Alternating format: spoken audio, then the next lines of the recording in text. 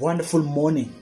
This is the gigantic intellect morning reflection. I've written an article, or rather an opinion piece, reflecting upon my morning, reflecting upon the things that are occupying my mind this morning, and some of the philosophies that guides me as a human being. This is again a historical documentation of my thoughts and opinions, and this would serve as a reference for my children in the future.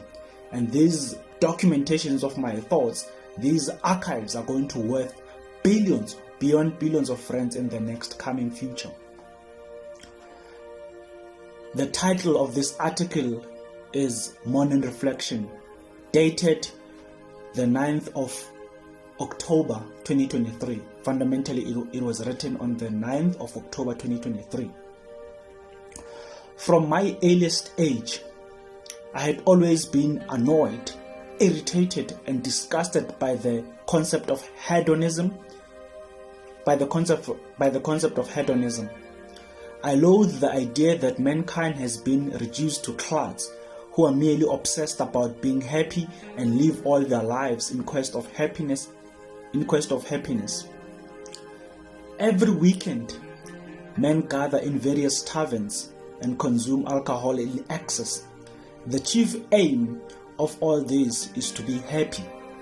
Reflectively, I have never related well with the concept of happiness and hedonism. For in fact, the idea of seeking to be thrilled and excited occupies a smaller portion of my brain.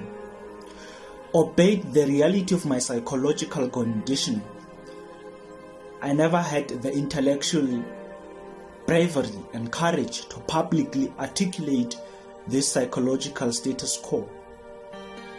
However, the advent, or rather exposure, to people, or rather characters such as, to profound characters such as Andrew Tate, produced excessive relatability, for Andrew Tate possess abundant intellectual gallantness to articulate what I had only thought about, but never had the courage to express it verbally. God hates laziness and sloth.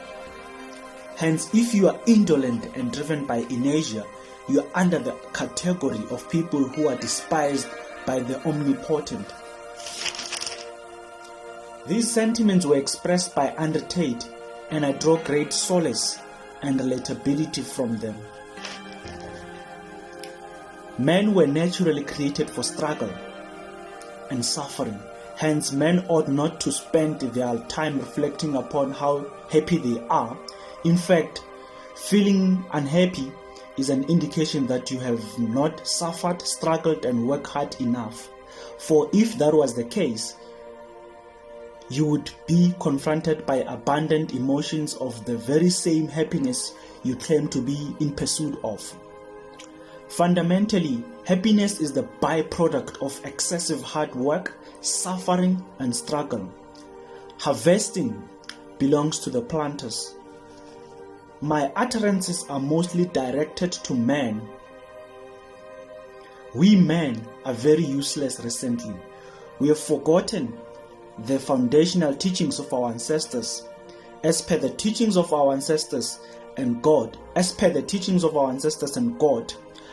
our ancestors and God, or rather, let me correct this one. As per the teachings of our ancestors and God, men have always been providers and protectors.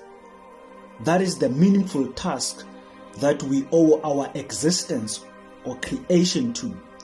Hence, if these purposeful tasks were well fulfilled and executed, we would eventually experience genuine and authentic emotions of happiness. Men should not be in pursuit of happiness and hedonism, but rather assume the meaningful responsibility of being providers and protectors of their families.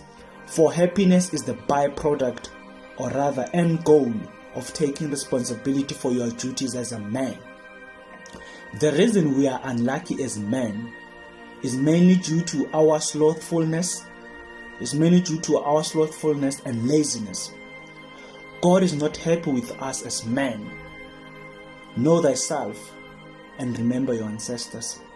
Peace.